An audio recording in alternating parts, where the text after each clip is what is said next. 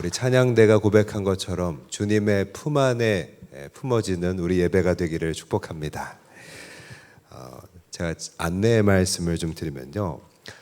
이제 내일부터 우리 금요일까지 이제 행축을 위한 특별 새벽 기도회가 진행됩니다.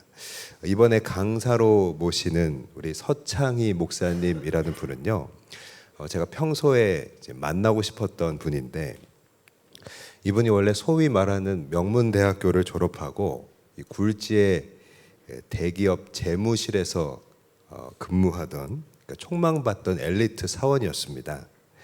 그런 생활을 하면서도 이분의 마음속에 복음 전도와 영혼 구원에 대한 그 갈망이 굉장히 컸었는데요. 그러니까 세상에서의 성공을 내려놓고 하나님 부르심 따라 목회의 길을 가게 되신 분입니다.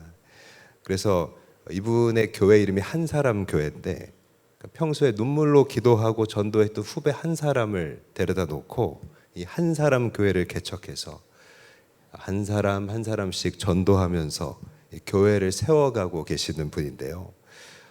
그야말로 복음 전도의 산 증인이고요. 우리에게 큰 도전과 은혜가 있으리라고 생각합니다. 여러분 기대해 주셨으면 좋겠고, 또 이어서 오시는 우리 권오희 목사님 역시 지난번에 그 전도와 영적 전쟁 집회에 오셔서 많은 감동 주시고 또 웃음도 주셨던 분이잖아요.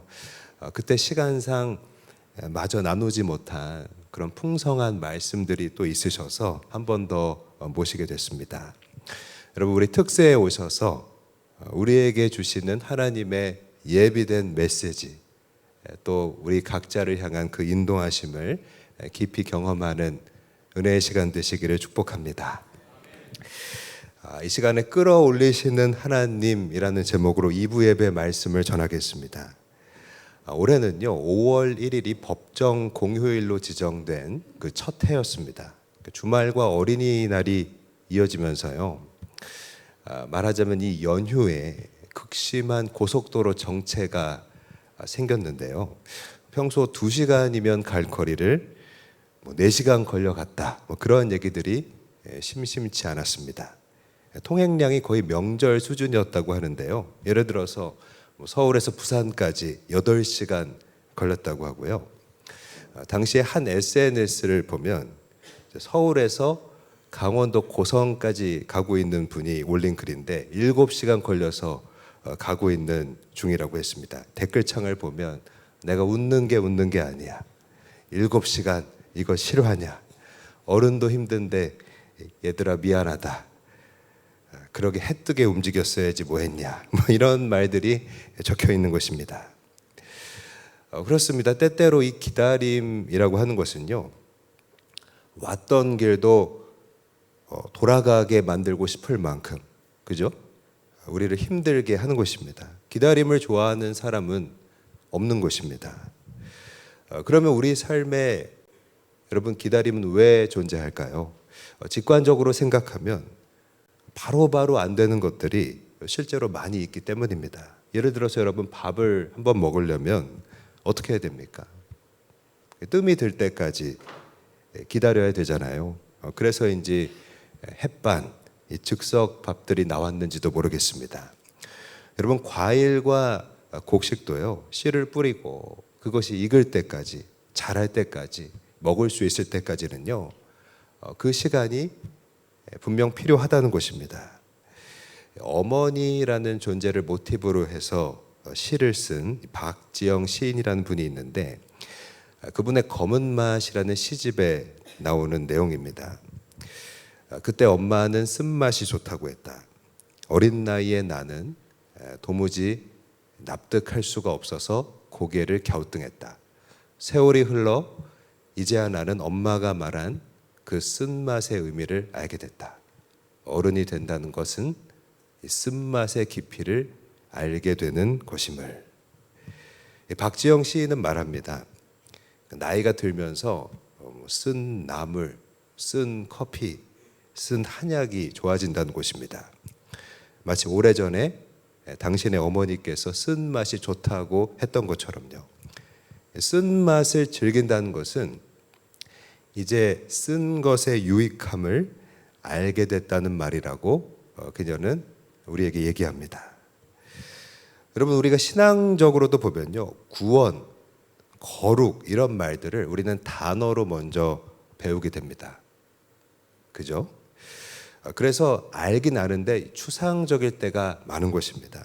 그런데 시간이 흐를수록 우리가 믿고 또 기다리고 하면서 그 단어와 연결된 나의 이야기들이 점점 생겨나는 것입니다. 예를 들어서 요셉은요, 하나님의 말씀이 무엇인지 알 때까지 감옥 속에서 단련을 받는 것입니다. 참고로 창세기 45장 5절 한번 같이 읽겠습니다. 시작. 당신들이 나를 이곳에 팔았다고 해서 근심하지 마소서, 한탄하지 마소서. 하나님이 생명을 구원하시려고 나를 당신들보다 먼저 보내셨나이다. 그러다가 마침내 삶의 경험들과 이 말씀이 이어지게 되잖아요. 그래서 말씀이 이해가 되기 시작하는 것입니다. 그가 형들에게 버림받고 멀리 노예로 팔려갔던 일은요, 하나님이 가족들을 구원하려고 하신 그 준비였다는 것입니다. 여러분, 이 말씀과 연결된 얘기가 생기면요, 하나님이 나에게 주실 그 뜻 모를 구원들이 마침내 하나 둘씩 이해가 되고 풀어지기 시작하고요. 그것이 말하자면 나의 신앙적인 고백이 되는 것입니다. 그리고 오늘 우리가 읽은 본문도요, 마치 그런 고백과 같다는 것입니다. 여러분, 어떤 고백일까요? 하나님은 바로 우리를 책임지신다는 것입니다. 여러분, 아멘이십니까? 여러분, 우리가 하나님이 책임지신다는 얘기를 많이 하잖아요. 하나님이 우리를 책임지신다는 것입니다. 하지만 정확히 그게 무엇인지는, 하나님이 뭘 책임져 주신다는 것인지는 여전히 우리에게 추상적일 때가 많은데요, 많은 시간을 지나서 하나님이 책임지신다고 하는 게 무엇인지 그것을 알게 된 사람이 오늘 말씀을 통해서 우리에게 고백하고 있는 것입니다. 우리가 읽은 시편 40편은요, 다윗의 시로 여러분 알려져 있습니다. 다윗이라고 하면요, 서구 문화권에서 굉장히 인기가 높습니다. 예를 들어서 가장 사랑받는 이름 5위 안에 든다는 것입니다. 여러분, 다윗의 영문 표기가 무엇입니까? 데이빗이죠. 예를 들어서 미국 남자 100명 중에 2명의 이름은요, 이 데이빗이라는 것입니다. 여러분, 이렇게 다윗이라는 이름이 선호되고 또 사랑받는 이유가 무엇일까요? 이 다비드라는 히브리어 이름 자체가요, 여러분, 사랑받는 자라는 뜻입니다. 그래서 그 이름처럼 다윗은요, 하나님의 사랑을 받았잖아요. 또 누구보다도 하나님의 사랑을 깊이 체험했다는 것입니다. 사람들이 이 다윗을 좋아하는 이유는요, 그런 그의 삶을 흠모하기 때문입니다. 우리도 다윗처럼 하나님의 사랑을 받고 싶고, 그죠? 또 다윗처럼 하나님 사랑을 깊이 알기를 원한다는 것입니다. 그렇다면 다윗은요, 하나님의 사랑을 어떻게 알게 됐을까요? 그 과정이 참 역설적이라고 생각합니다.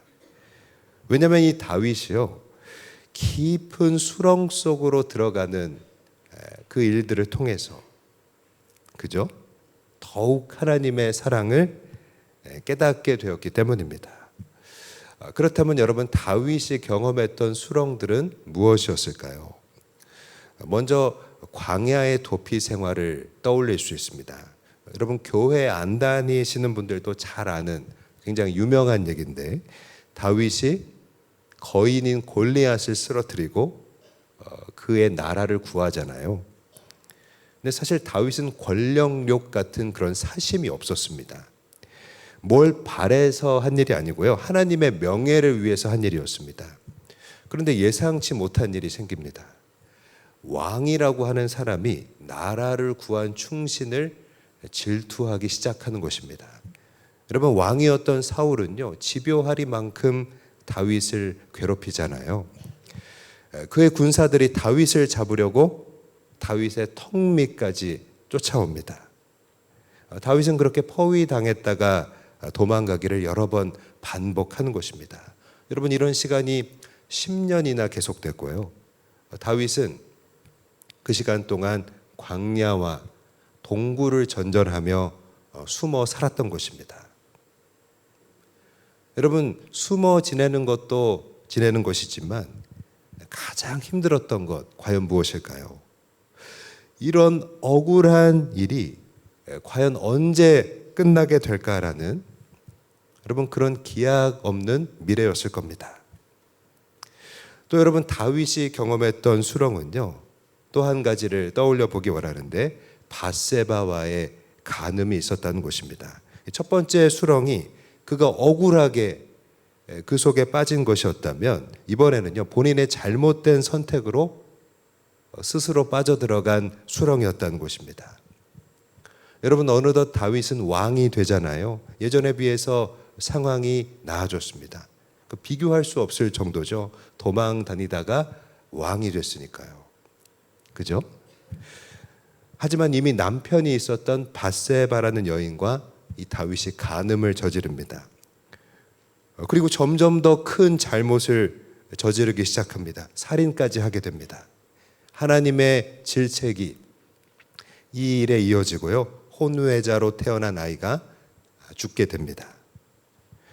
여러분, 다윗이 스스로 이 수렁에 빠져들어가면서 어떤 마음이었을까요? 지금까지 이룬 모든 것들이 이 단 한순간에 무너져 내리는 것 같은 그 절망을 느낄 수 있었을 겁니다.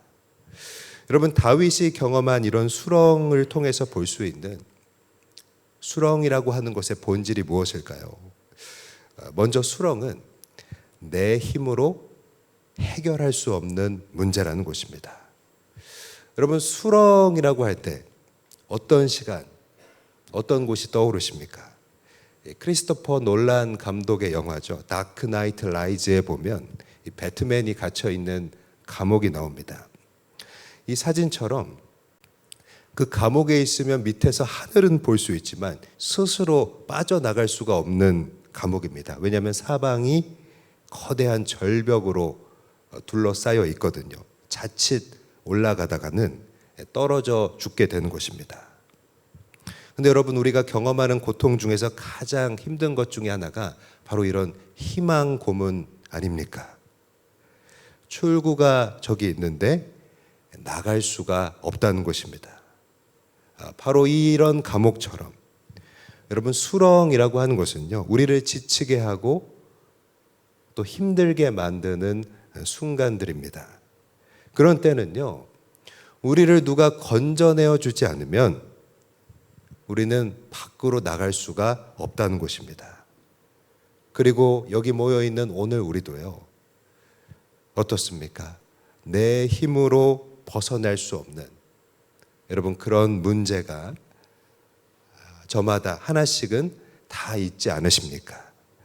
우리는 그 속에서 하나님의 끌어올려 주심을 만나야만 하는 것입니다. 여러분, 아멘이십니까? 또 우리가 보게 되는 수렁의 본질이 무엇인가요? 이 수렁은요, 바로 낮아짐의 시간이라는 것입니다. 여러분, 우리가 이 수렁 속에 있을 때 내가 얼마나 작고 또 무가치한 존재인지를 깨닫게 됩니다. 요즘 가장 핫한 시리즈라고 생각하는데, 모두가 자신의 무가치함과 싸우고 있다를 보면요, 주인공 황동만이라는 사람은 영화감독 지망생입니다. 친구들은 모두 다 데뷔를 했는데 본인만 20년째 영화를 못 만들고 있습니다.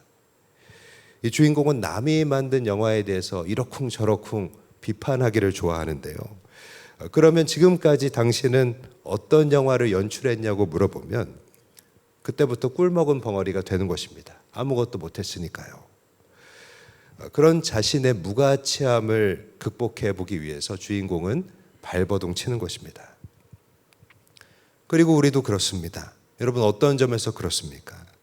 여러분, 우리의 삶에 이 단 한 꺼풀만 벗겨놔도요, 여러분, 우리는 하나님이 후 하고 불면 날아갈 수밖에 없는 존재라는 것입니다.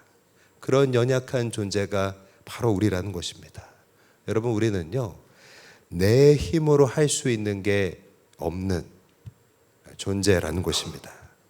여러분, 다윗은 집에서 원래 꼴찌였잖아요.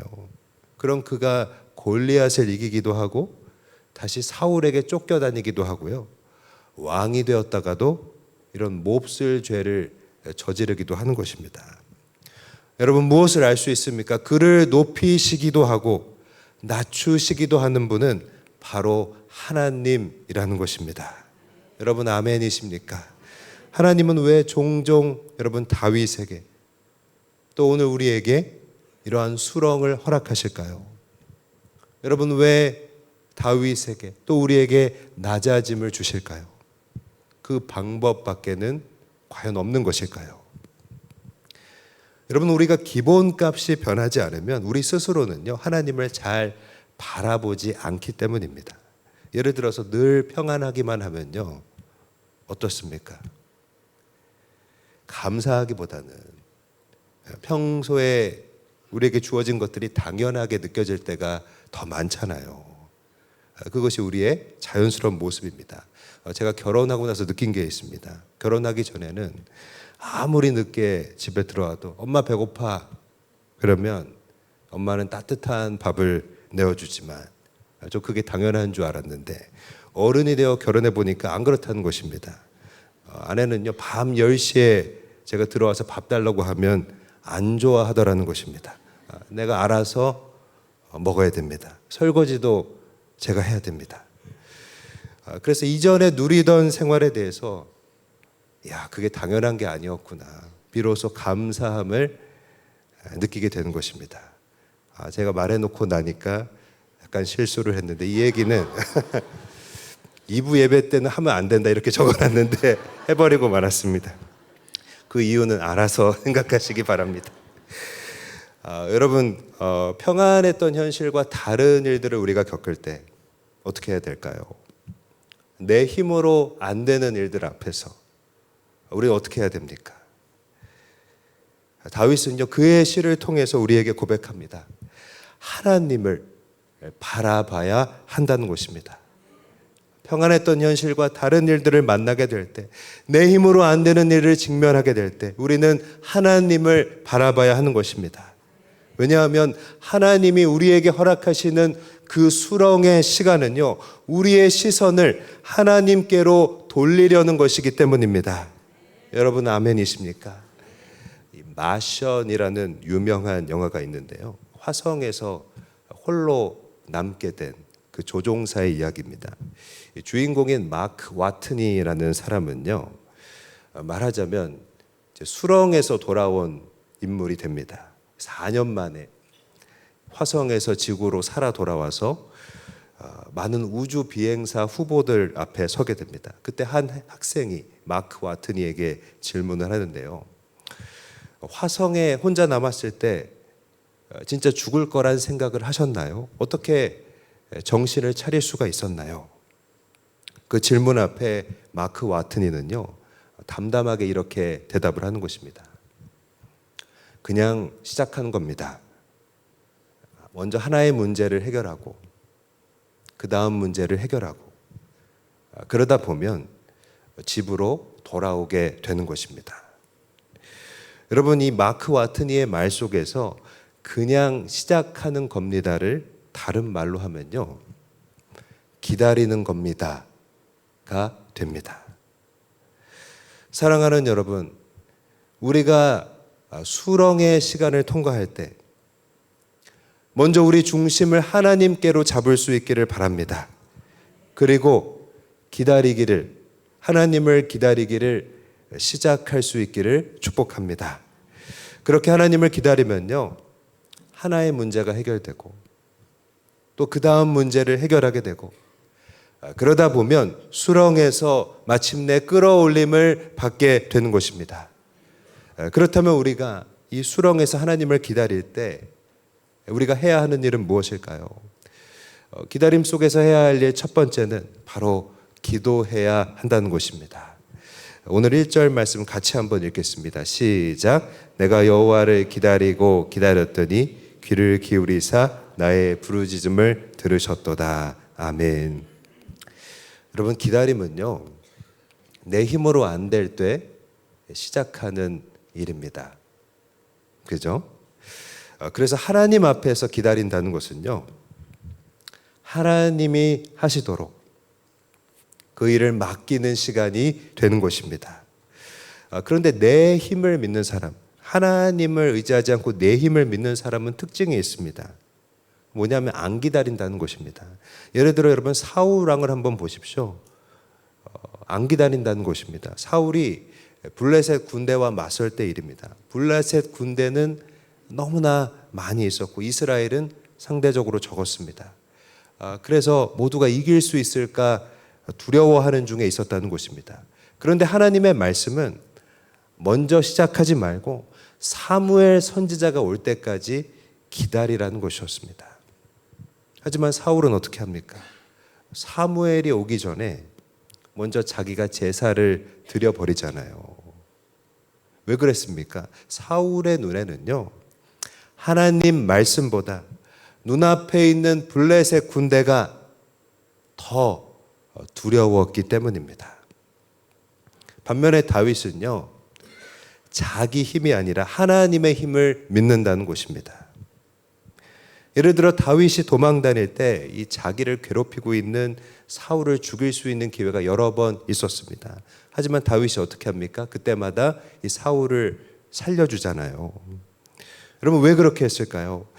이 수렁에서 자신을 끌어올려 주실 분은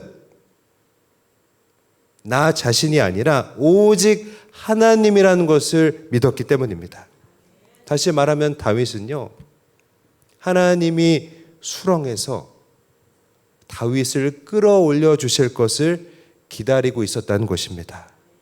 사무엘상 24장 12절 말씀 참고로 읽겠습니다. 시작. 여호와께서는 나의 왕사이를 판단하사 여호와께서 나를 위하여 왕에게 보복하시려니와 내 손으로는 왕을 해하지 않겠나이다. 다윗은요, 뭐라고 말합니까? 내 손으로는 왕을 해하지 않겠다고 고백하는 것입니다. 한 구절만 더 읽겠습니다. 사무엘상 26장 24절입니다. 시작. 오늘 왕의 생명을 내가 중히 여긴 것 같이 내 생명을 여호와께서 중히 여기셔서 모든 환난에서 나를 구하여 내시기를 바라나이다 하니라. 여러분, 다윗은요, 자신의 힘으로 자기를 구하는 것이 아니라 하나님이 다윗의 생명을 구해 주실 것을 지금 의지한다고 그렇게 고백하는 것입니다. 여러분, 다윗은 깊은 수렁에 빠져 있었지만 왜 섣불리 자신을 의지하지 않고 하나님을 바라봤을까요? 여러분, 자신이 사울 죽일 수 있었지만 왜 자신의 힘을 의지하지 않고 하나님을 바라봤을까요? 다윗은 그 수렁 속에서 부르짖고 있었기 때문입니다. 아까 1절 말씀에서 나의 부르짖음을 들으사 다윗이 고백하고 있잖아요. 그는 기도하고 있었기 때문입니다.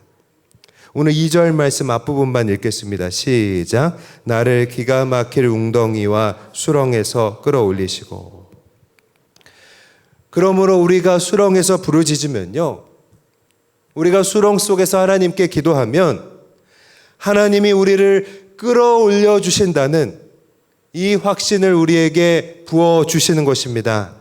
여러분, 아멘이십니까? 얼마 전에 그 미국과 이란의 전쟁에서 이란의 그 방공망에 미군 전투기가 격추된 일이 있었죠. 그때 실종된 미군 장교가 있었습니다. 36시간 만에 극적으로 구조됐다는 것을 이 언론 보도를 통해 알 수가 있는데요. 이 구조할 수 있었던 결정적인 실마리가 있었는데 이 미군 장교가 탈출 직후에 보낸 하나님은 선하시다, God is good 이라는 짧은 무전 때문이었습니다. 여러분, 이 무전에 담긴 메시지가 무엇입니까? 지금 이란이 이 미군을 잡아오면 엄청난 현상금을 준다고 공표를 했잖아요. 모든 이러한 사람들이 자신을 사냥하고 있는 최악의 상황 속에서도, 그런 수렁 같은 상황 속에서도 하나님이 나를 향한 선한 목적을 이루실 것이라는 확신이라는 것입니다. 여러분, 이 장교의 짧은 무전은요, 미군에게 그의 생존과 그의 위치를 알려주는 결정적인 실마리가 됐다고 합니다. 그래서 이란군보다 미국의 특수부대원이 그를 먼저 찾아내는 것입니다. 사랑하는 여러분, 하나님만이 하실 수 있다고 우리가 확신할 때 무엇을 보게 됩니까? 하나님이 끌어올리시는 것을 보게 되는 줄 믿습니다. 사랑하는 여러분, 우리의 인생에도 존재하는 수많은 수렁들을 만나고 지나가게 될 때 다윗처럼 부르짖으며 기도하며 우리를 끌어올리시는 하나님을 만날 수 있기를 축복합니다. 여러분, 우리가 이렇게 부르짖어 기도하면 우리에게 어떤 일이 일어날까요? 바로 우리의 관점이 변화된다는 것입니다. 오늘 2절 말씀 뒷부분만 보겠습니다. 시작. 내 발을 반석 위에 두사 내 걸음을 견고하게 하셨도다. 여러분, 다윗은요, 이 수렁 속에서 기도하며 어떤 변화를 경험하고 있습니까? 내 발을 반석 위에 두사 견고케 하셨도다. 여러분, 그의 두려웠던 마음들이 이 시간 흔들리지 않는 견고함으로 바뀌는 것입니다. 여러분, 기도는요, 우리의 현실을 바라보는 관점을 변화시키는 것입니다. 여러분, 아멘이십니까? 김혜영 선교사라는 분이 있습니다. 아프리카 사역에 헌신하신 분인데요. 그분의 이야기가 참 특별합니다.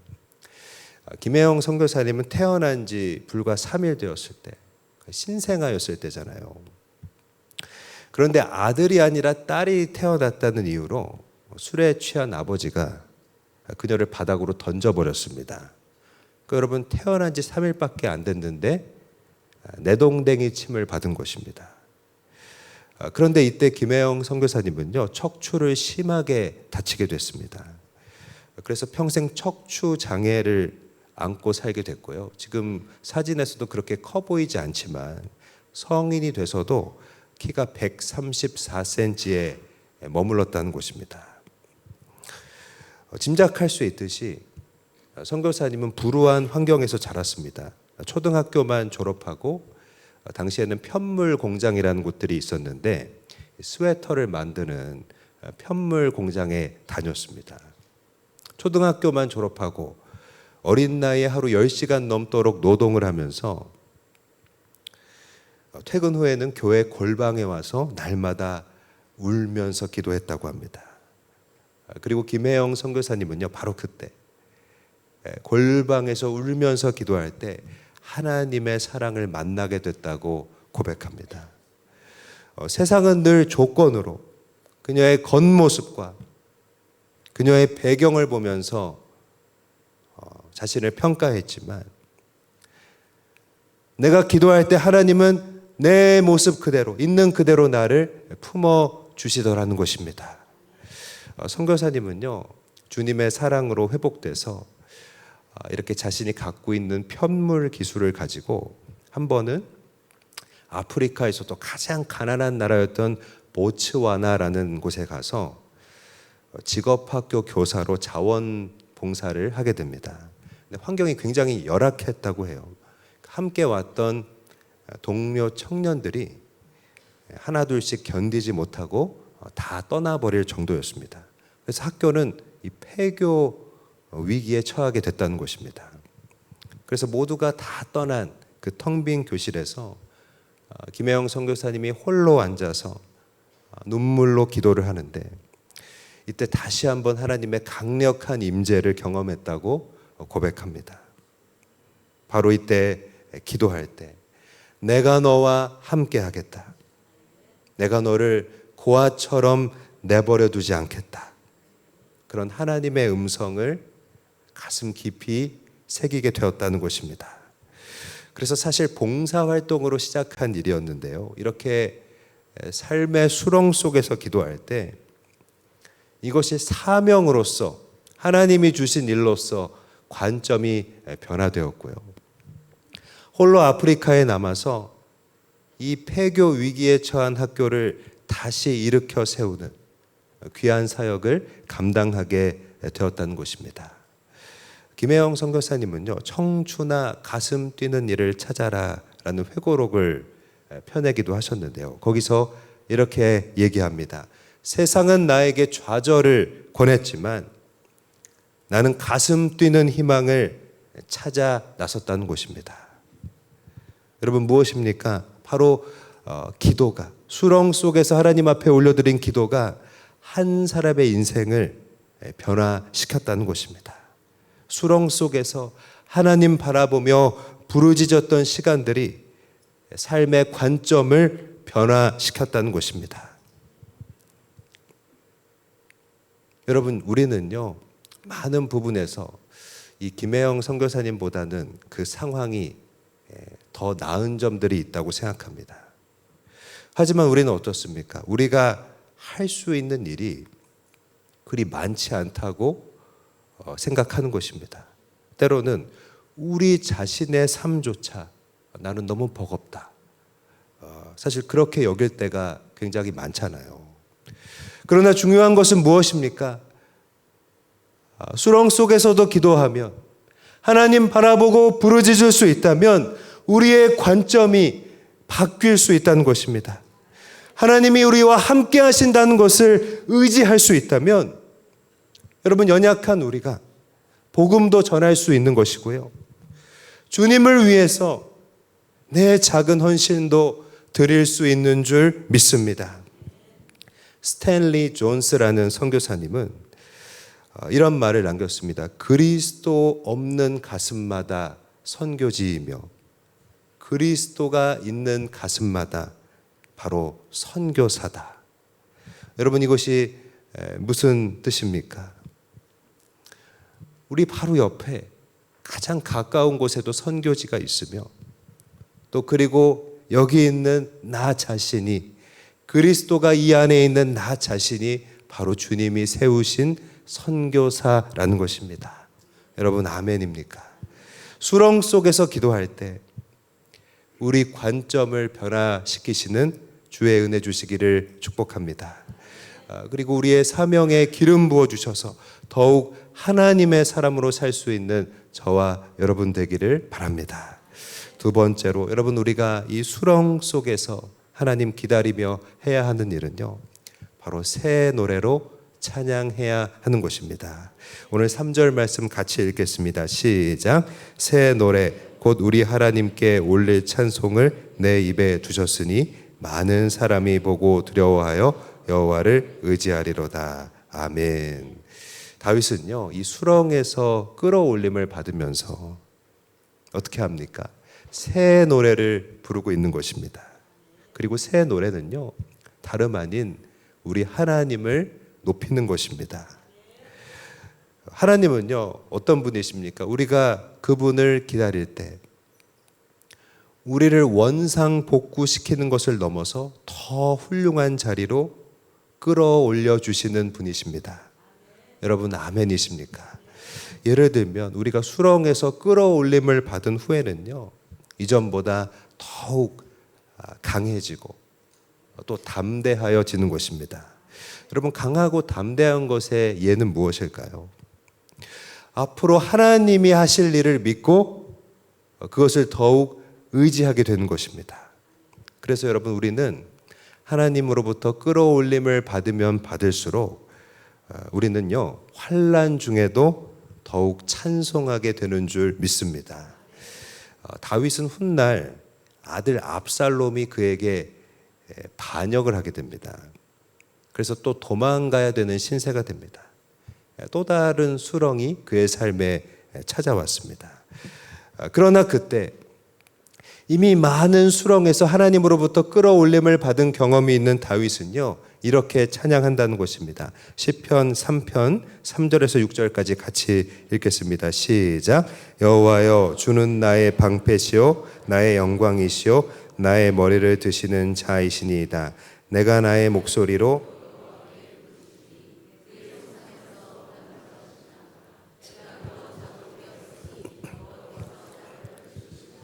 천만인이 나를 에워싸 진친다 하여도 나는 두려워하지 아니하리이다. 아멘. 여러분, 수렁에서 끌어올림을 받은 사람은요, 바로 환난 중에도 하나님이 하실 일을 믿고 찬양할 수 있는 것입니다. 여러분, 아멘이십니까? 그리고 이와 같은 새 노래는요, 바로 많은 사람들에게 살아계신 하나님을 보게 하는 귀한 통로가 된다는 것입니다. 아까 했던 영화 마셜의 이야기를 마저 하면요, 이 장면은 주인공이 화성에서 구조되는 순간입니다. 구조선이 오랜 시간을 걸려 마침내 화성 가까이 왔을 때 약속된 궤도로 진입하는 것 말고는요, 이 주인공이 할 수 있는 일은 더 이상 없었습니다. 이제 약속된 궤도에서 기다리면서 구조대의 선장이 날라와서 자신을 낚아채 주기만을 기다려야 하는 것이었습니다. 그러니까 여러분, 어떤 상황이냐면 구조되거나 아니면 우주의 미아가 되는 것, 둘 중에 하나였다는 것입니다. 굉장히 무서웠을 것 같습니다. 그러나 주인공은요, 이 무서운 우주 공간 속으로 자신의 몸을 담대히 던지는 것입니다. 저 멀리서 다가오는 구원의 손길에 자신을 내맡기고 약속한 그 궤도 위에 머무르는 것입니다. 그리고 새 노래는요, 마치 이런 신뢰로 하나님이 하실 일을 믿고 부르는 노래라는 것입니다. 다윗은요, 지금 자신의 아들이 반역을 하고 많은 군대를 동원하여 자신을 죽이려고 하는데, 자신의 생사화복을 이미 하나님께 맡겼기 때문에 적군이 10,000,000명일지라도 자신을 포위하고 있을지라도 다윗은 두려워하지 않고요, 단잠을 청할 수 있는 이런 영적인 강인함을 이 새 노래를 통해 보여주고 있는 것입니다. 여러분, 다윗은요, 어떻게 이런 새 노래를 부를 수 있었습니까? 인생의 많은 수렁들로부터 끌어올림을 받고 그의 중심이 더욱 견고해졌음을 믿습니다. 여러분, 그 증거가 바로 그가 하나님께 올려드리는 새 노래라는 것입니다. 기독교 작가인 데비 에커먼은요, 가장 힘든 일 기다림이라는 책에서 이렇게 얘기합니다. 하나님이 응답을 미루시는 것처럼 보이는 이유는 사람을 준비시키기 위함이다. 여러분, 다윗에게 그동안 왜 그렇게 많은 여러 가지의 수렁들이 있었을까요? 왜 다윗은 그 수렁 속에서 하나님을 오래 기다려야 했을까요? 바로 그를 더욱 견고하게 준비시키려는 하나님의 계획 때문인 줄 믿습니다. 또 데비 에커먼은 얘기합니다. 하나님의 타이밍은 결코 늦는 법이 없다. 하나님은 언제나 가장 정확할 때 가장 완벽한 방법으로 그분의 약속을 성취하신다. 여러분, 빌립보 감옥에서 있었던 일입니다. 복음을 전하다가 매맞고 깊은 감옥에 갇힌 바울과 실라의 얘기입니다. 한밤중이 되었는데요, 신음이나 원망이 나올 법한데 믿기지 않는 소리가 여러분 그 빌립보 감옥에 울려 퍼지는 것입니다. 바울과 실라가 하나님을 찬양하기 시작한 것입니다. 그리고 성경은 그때 죄수들이 듣더라라고 보도하고 있습니다. 그렇습니다. 수렁 속에서 여러분, 우리가 부르는 노래를요, 이 세상이 듣고 또 본다는 것입니다. 이어서 큰 지진이 나고 그 감옥의 문들이 열려지는 기적이 일어났을 때, 하나님이 바울과 실라를 수렁에서 끌어올리실 때에 그 빌립보 감옥의 간수장은요, 바울 앞에 엎드려서 이렇게 묻는 것입니다. 선생들이요, 선생님들, 내가 어떻게 하여야 구원을 받을 수가 있습니까? 여러분, 바울과 실라의 새 노래는요, 간수장과 그의 가족들, 나아가서는 감옥 안에 있는 모든 죄수들에게 하나님의 살아계심을 바라보게 해준 것입니다. 데비 에커먼은 계속해서 얘기합니다. 기다림의 학교에서 가장 빨리 졸업하는 방법은 불평을 그치고 찬양을 시작하는 것이다.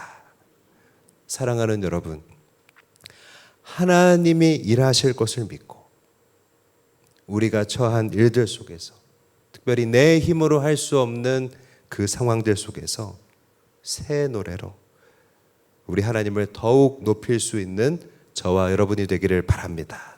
말씀을 마무리하겠습니다.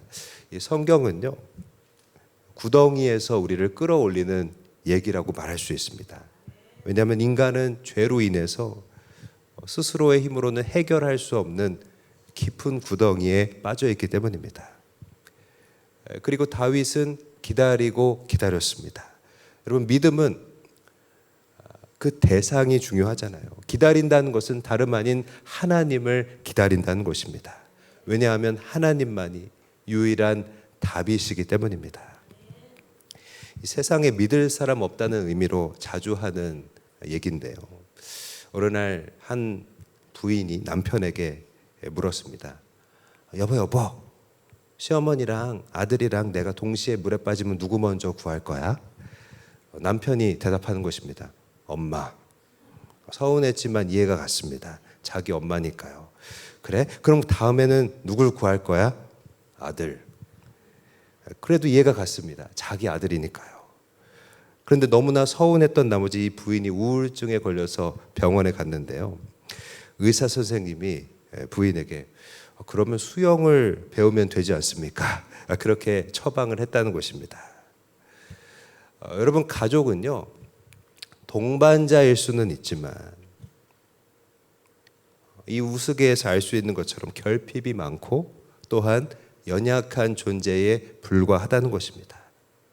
무슨 말입니까? 우리는요, 하나님만을 의지해야 하는 것입니다. 왜냐하면 우리를 끌어올리실 분은요, 오직 하나님뿐이기 때문입니다.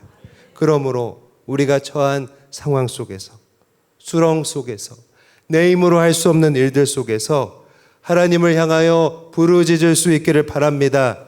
그러면 우리를 끌어올려 주실 것입니다.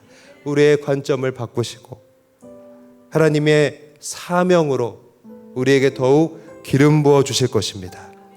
또한 우리가 처한 그 모든 상황들 속에서 새 노래로 하나님을 높일 수 있기를 바랍니다.